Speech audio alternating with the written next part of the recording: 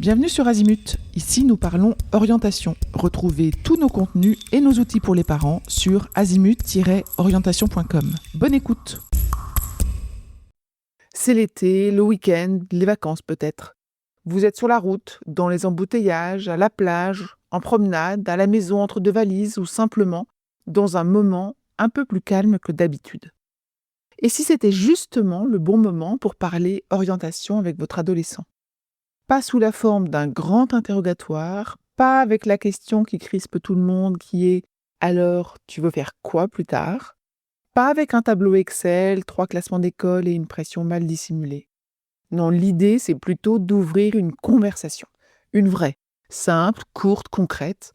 Une activité à faire ensemble pour parler de lui, de ses envies, de ses forces, de ses doutes, de ce qui l'attire ou de ce qu'il ne veut surtout pas. Bref, parler orientation sans le faire fuir, sans le braquer et sans transformer le moment en réunion de crise familiale.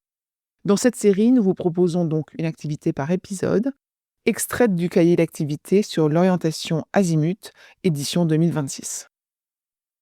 Dans cet épisode, Azimut vous propose une activité de projection très libre. Imaginez un métier utile en 2050. C'est une activité intéressante parce que le monde du travail évolue sans cesse. Certains métiers disparaissent, votre adolescent ne sera probablement pas télégraphiste, allumeur de réverbères ou détecteur acoustique d'avion.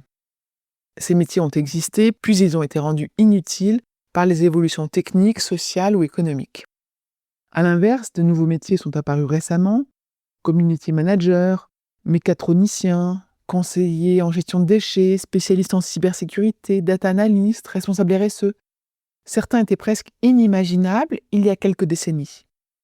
Quand votre adolescent arrivera sur le marché du travail, d'autres métiers auront encore été créés en réponse à de nouveaux besoins.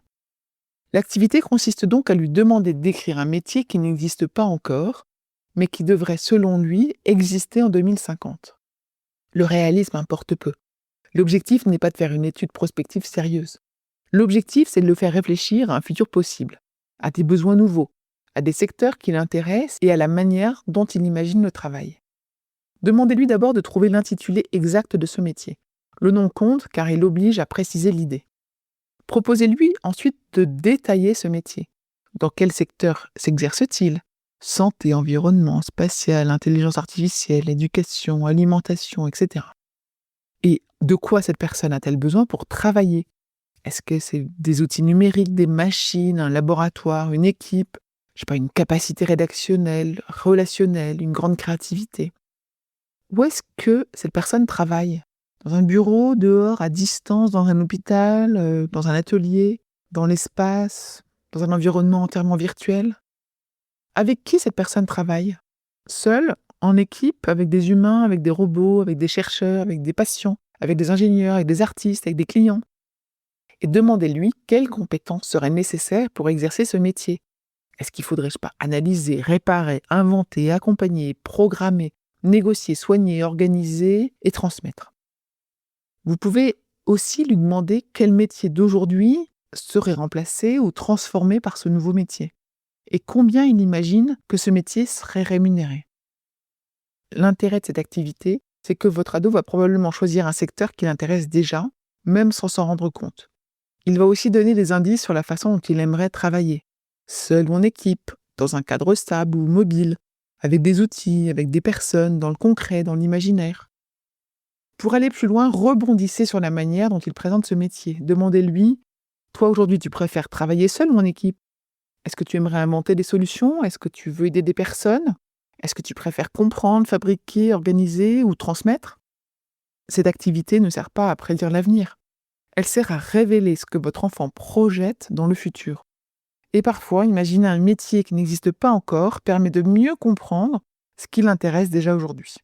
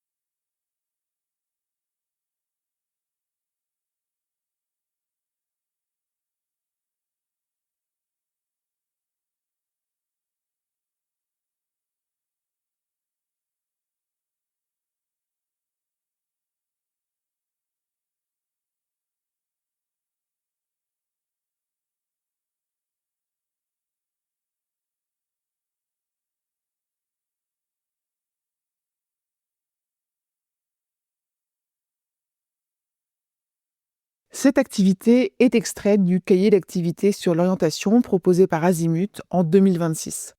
Vous y retrouverez la consigne complète, les supports à imprimer ou à compléter, ainsi que les autres activités à réaliser avec votre adolescent.